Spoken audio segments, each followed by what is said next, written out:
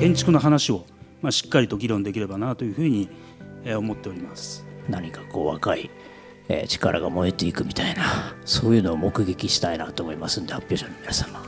期待してます。常に今が切断面で未来につながっていくっていう、そんな中でより活発な議論ができればなと。これからの建築がどうなっていくかっていうのの一番元の部分をぜひ議論に付き合ってほしいなと思います。題目にもあった基地よりも未知というのに沿った、展覧会になっているんじゃないかなと思います。日本の建築界がずっと価値あるものを作り続けていけるような場になるといいなと思ってます。 U35 は人の登竜門だなってことを今回強く感じました。とうとう建築の姿が見えないものが2つぐらいあったんでここまで来たかと思ったので、後でまたお話を聞くのを楽しみにしています。若いんで回復力がありますから、なるべく今日一番懸念された人が一番得するんじゃないかなと思いますので、楽しみにしています。よろしくお願いします。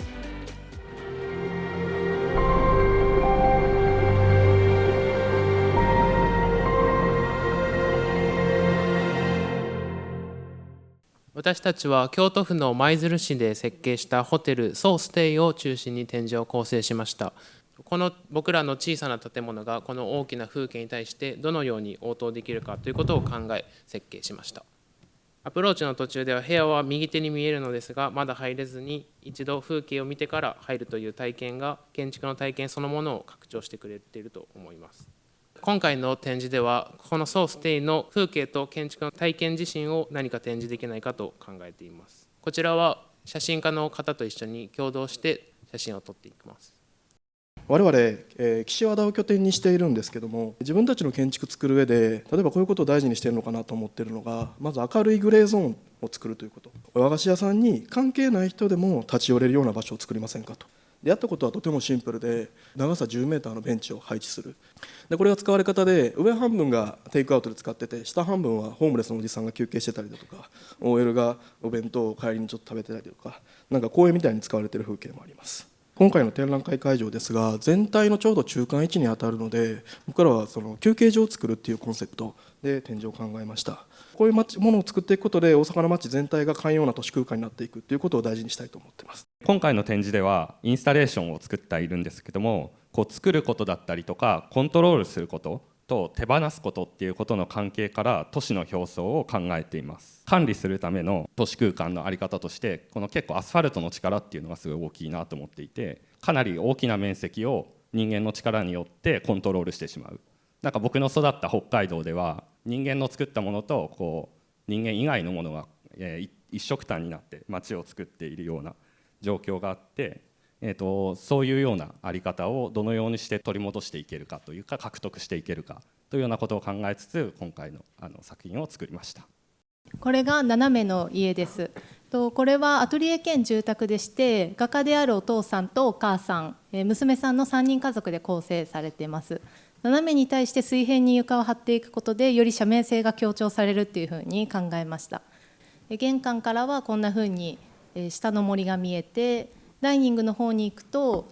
奥の西の森の方に夕日が沈んでいく様子が見えます。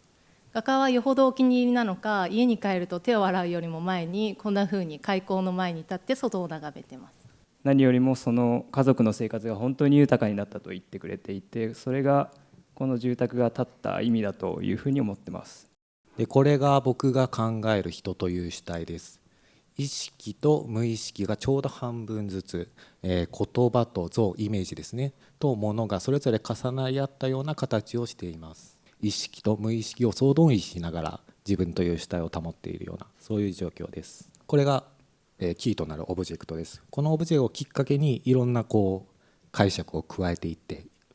僕自身の意識とか無意識を駆動させていって、これを建物にしていきました。よくわからない形とかその場所とかに自分なりに意味を見つけて、あるいは名前をつけていったりとか、そういった主体的な生活、生き生きとした暮らし、そういったもののお手伝いができたんじゃないかなと思っています。もともと3人家族だけで使う戸建て住宅でしたが、ある時父が学習塾とバーを始めたことで、家の一部に近隣住民が出入りするようになりました。家具に見立てた窓など、一見すればこの場所とは無関係の装飾を散りばめました。すると既存のシャッター前に差し込まれたたった1枚の扉に、お客さんたちが思い思いの楽しみ方を発見してくれることで、開口部に新しく人間の息遣いを感じられる居場所が生まれました。外部化した建物に小屋を差し込みます。家族以外が使う小屋も少しずつ用意して、仕事や趣味のアトリエ、小さなお店を持ちたい人に貸し出します。企画化された間取り、標準化された人間像からあふれ出す個性の建築を私はこれから設計していきたいと考えています。現代でも多くの母親がそうであるように、私の実家に母個人の個人部屋を持っていませんでした。母の空間はというと、赤く丸のついた2階の廊下の奥の広がったところ、ホールと呼ばれるところを母の空間としようとしていたそうです。私たちの世界をこの家の中で構築していくということは、創造的な行為としてこの建築を考える上でも重要視したいと考えています。今回のプロジェクトはそういったこともあって、母親を中心として、家の実家の改修と引っ越し2つ両方考えています。これは私たち家族の小さな物語かもしれませんが、同時に社会の中に広がる大きな建築の話だったりということにもなりうると考えています。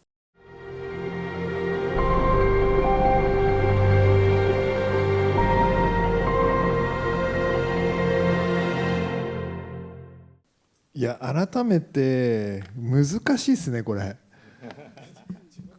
どれも面白いんですよ。ただどれも方向性が全然違うので、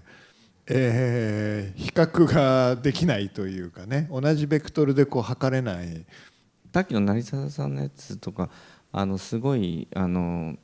美しいプレゼンテーションだったなと思うんですけど、ちょっとこの予告編でこうなんていうかまだ見えないっていう感じを喋られているような感じがして、初めにこう貫通するテーマであったその女性の部屋みたいなところから、今ではこう家族の流れっていう気づきにこう転換していて、父のものの整理がもっと簡単になるしつらいだったりとか、その母のものがもっとこう空間に、母はものを見せたくないので見えてこなくなるしつらいだったりとか、こう一人一人に対して向き合ったこうもう少しこう小さな視点での設計が必要だとは思っています。そのお母さんのお部屋がなかったっていうのを聞いた時に、ルイス・カーンがルームっていう言葉をずっと使っていましたよね。その建築のやっぱりオリジンの一つとしてルームっていうので、部屋ですよね。で一つのだから建築の大事なものだと思われてたものが、気がついたら、それが今こうふわっと霧のように消え始めているのかもしれないなと思うと、すごい象徴的ななんか時代の転換点なのかもっていう気もしたんだけど、平津先生どうぞ。いやあえて突っ込ませていただくと、でもそれだと藤本が20年前とか、僕も絡まりしろとか言ったし、藤本は居場所、ルームじゃなく居場所だとか言って、部屋じゃないみたいな話は、そうするとこっちの話にどっちかというと引き込もうとしているようにも見えているんですよ。で全部、それじゃあつまんないんじゃないのっていうツッコミを入れて、言ってみればある種の構造として、こう建築として再解釈するっていう、部屋ではない何かとして構造化するという、そういうやり方をまたそれすらも取らないというかように見えているところの方が、ちょっとどっちかっていうと今年としてはすごく共通した傾向であるように僕には見えていて、形でいうと形とかの話はあるんだけど、型の話がほぼないんですよね、みんな。最近ね、これ20ぐらい離れると根本のところの考え方が違うので、皆さんの方から対立軸を提示していただかないと話が盛り上がらないっていうのがあるのでですね。感覚的には部屋、僕たちが求めてるものって部屋っていうよりは領域なのかなとは思ってるようなところがあって、でその領域っていうのが、そこを自分の場所にするみたいな、使いこなすとか、そこに自分の場所を見つけるみたいなことの方がすごく安心とか求めてるようなもののような気がしていて、でそういったものが家の中だけではなくてもっと都市に広がっていってほしいなっていうのがすごく思うようなところがあるんですね。最初に言ったようになんか今回やっぱ建築の姿がやっぱ見えないタイプのものが複数あったのは結構衝撃的で、でも最初のブレインソースタジオは発表を聞くとなんとなく答え合わせ的にやっぱりちゃんとものは作っていて、普通に建築メディアとかで多分紹介する写真と真逆をやってるっていうことはよく分かるし、あれも泊まった人の心象風景とかみたいなものがむしろ映されてるっていう意味ではなかなか理解できるし、であと上野さんですね、人工的に制御していくものに対するなんか違うほころびであったり野生的な何か、それにしてもやっぱこのアンダー35の展示の歴史の中では結構違うタイプのも出て、いっぱい仕事やっていくと結構なんていうんですかね、設計手法みたいになっていっちゃうんだけど、でも一番切り捨てたくなかった感じみたいなのをみんなが持っていることに今回すごい全部見て私が一番惹かれたところですよね。あれを捨てなかったらどうだったんだろうってなんか私も昔を思い返すっていうか、そこでどういうふうに自分で止めたくないところを止めなきゃいけないかっていう、そことの戦いなのかなって、建築を形にしていくっていうのは。なんか陸上競技みたいだなと思って聞いてたんだよね。なんか100メートル走ってる人もいればね、円盤投げとか砲丸投げしてる人もいて、僕は皆さんの今日のメンツはまさに陸上競技場の中で僕はスタンドから見てるような気持ちになりましたけどね。田代さんは型があるんじゃないとおっしゃっていただいたんですけど、型は私は大事だと思っていて、でもきっと我々の世代は型の限界も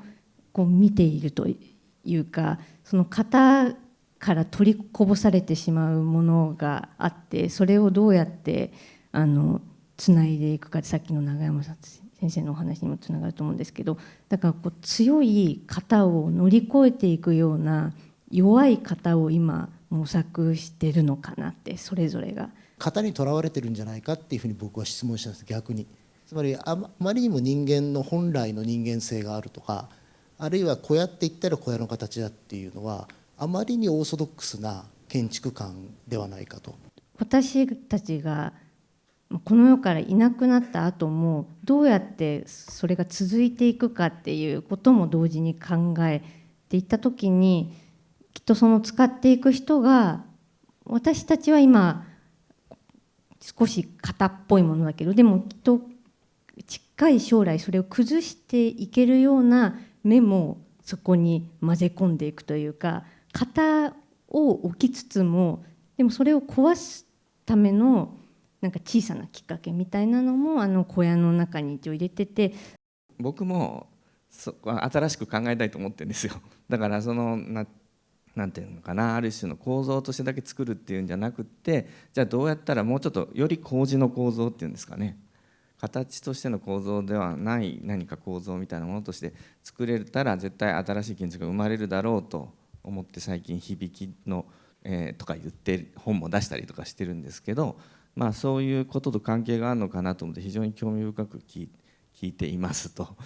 はい、それでは俺選ばなきゃいけないの、はい、このままずっと引き伸ばしてめでていたかったんだけど、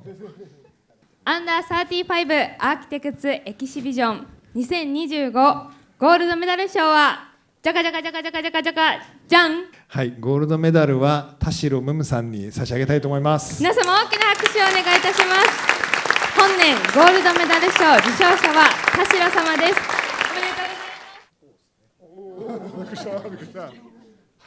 おめでとうございます。皆様再度大きな拍手をお願いいたします。私学生時代なかなかちょっと君のやりたいこととやってるものとなんか違うんじゃないって言われ続けてて、なんかあれなんか違うのかなとかって思いながら疑問とともに今まであって、なんかちょっとこのままいっていいんじゃないって言っていただいたような形でとても嬉しく思ってます。ありがとうございます。皆様再度大きな拍手をお願いいたします。その根源的な近代を作った張本人であるコルビュジエに真正面から、